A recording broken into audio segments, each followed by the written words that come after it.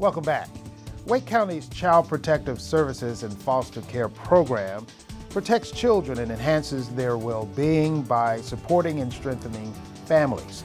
Foster care is a temporary care for children who have the ultimate goal of returning to their birth parents or other relatives. Foster parents also play a vital role in understanding the needs of the children during difficult times, and their help, intervention, and nurturing can make all the difference to any child in need. Here to talk a little bit more about the program is Lisa Cawley, the Division Director here in Wake County. Thank you so much for being here. You're welcome. Thank you for asking Can you tell us a little bit about Child Protective Services and the foster care program and how long has it's been running in Wake County? It started in the 1970s as a safety net for children who were abused and neglected, and a part of that was the foster care system. And it's grown, as you described, from just that safety net to a comprehensive system that addresses child well-being as well.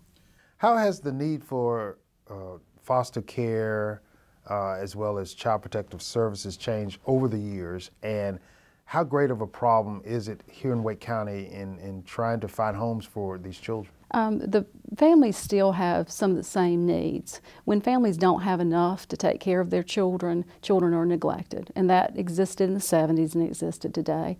Some of the drugs that are available in the community make the problem worse. And some of the other changes that have happened are we, as a Child Protective Services system, are not just a safety net. We address the well-being needs of the children and look at permanency for them. Years ago, children exited foster care. They grew up in foster care, and that's no longer the expectation today. We're expected to find homes.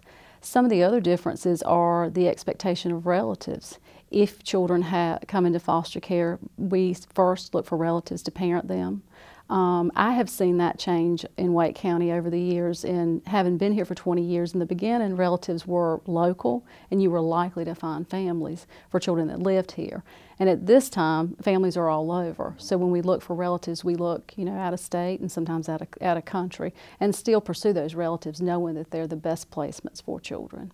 So that is a misconception that you and your staff would look to strangers, so to speak, before you even look to relatives. You always try to keep children with in family. The family. Yes, and that's a part of the law. If families are available and safe and it's in the best interest of the child, children go to relatives. Okay.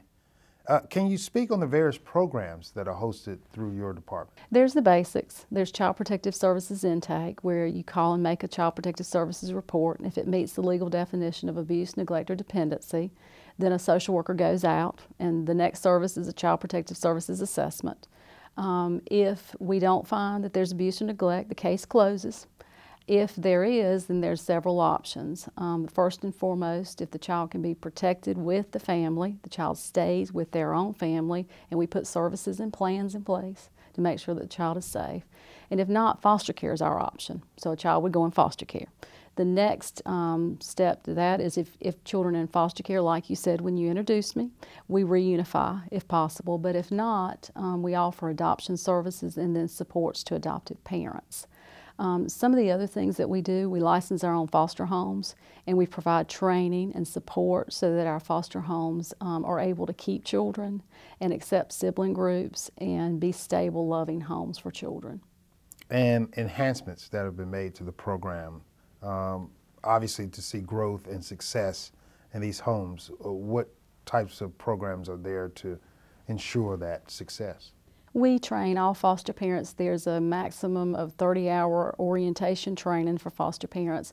And then all foster parents are trained around trauma and how it affects children so they can nurture children and understand their histories and help them overcome some of the issues that they face prior to entering foster care.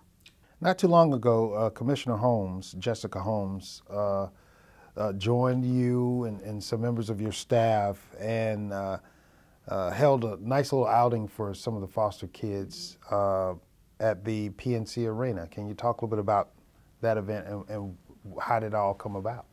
That was a wonderful night. We have, one of the services that I didn't mention is there are link services, and they are services to help youth in foster care ages 13 and above become self-sufficient and achieve their educational goals.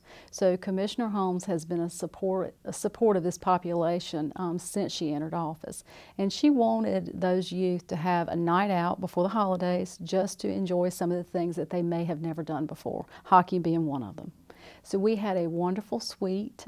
We were hosted by the Vice President of the PNC Arena, Larry Perkins, and we just had a great night. The kids watched hockey, we had wonderful food and just fellowship among each other. And many of the kids said they had never seen hockey as a sport and never had an experience like that. So it was a great event.